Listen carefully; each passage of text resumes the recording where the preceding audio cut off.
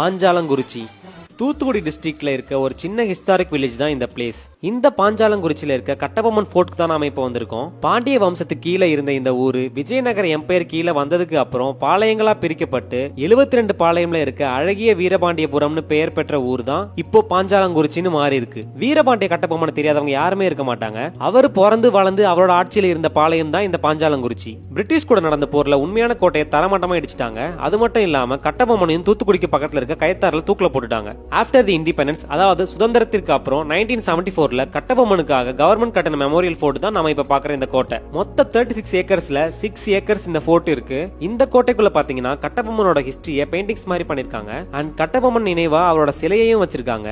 அது மட்டும் இல்லாம கட்டபொம்மனோட குலதெய்வமான வீரச்சக்க தேவி ஜக்கமாக்கு இந்த ஃபோர்ட்குள்ளே கோவிலும் இருக்கு. சோ சவுத் இந்தியால பார்க்க வேண்டிய one of the historic place தான் பாஞ்சாலங்குறிச்சியில இருக்க இந்த வீரபாண்டிய கட்டபொம்மன் மெமோரியல் ஃபோர்ட்.